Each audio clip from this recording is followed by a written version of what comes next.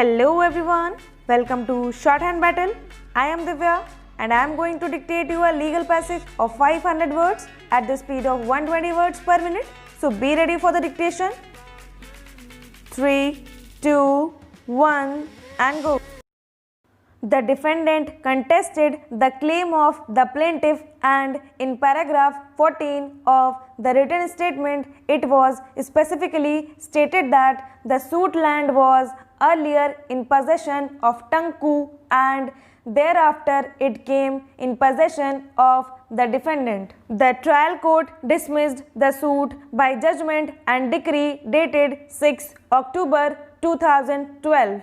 Against the judgment and decree of the trial court, civil appeal number 227 of 2012 was filed by the plaintiff petitioner which remains pending till date. During pendency of the appeal, an application was moved for amendment in the plaint which came to be dismissed for non-prosecution, and thereafter again an application was moved for amendment which came to be rejected by the impugned order dated 21 November 2016 passed by the appellate court before which the appeal was pending. By the amendment application, paragraph 4A was sought to be added in the plaint to take a plea that Tanku did not have any issue and that he used to reside with the plaintiff and that during his lifetime Tanku had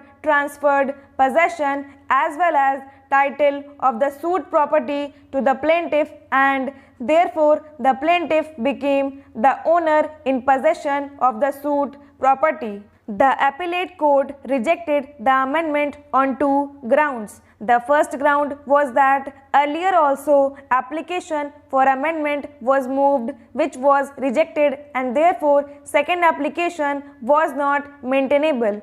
The second ground was that if the amendment was allowed, the nature and basis of the claim of the plaintiff would change and therefore the amendment would cause prejudice to the other side.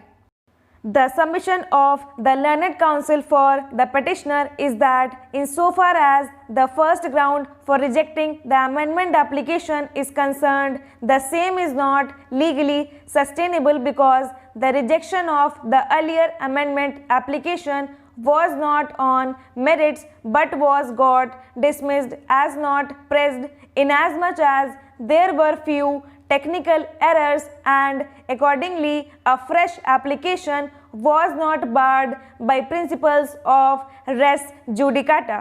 The second submission of the learned counsel for the petitioner is that since the trial court itself had come to the conclusion that the land belongs to Tanku, no prejudice will be caused to the other side if the plaintiff accepts the title of Tanku and amends the plaint accordingly, and in any case since the land does not belong to the defendant, therefore no prejudice would be caused on allowing of the amendment. From the decisions noticed above, it is thus clear that pre-trial amendments which are to address the real controversy between the parties in the suit are not to be disallowed ordinarily unless it seriously prejudices the interest of the other side. But in a case where trial has commenced and parties have led their evidence at the time of allowing the amendment,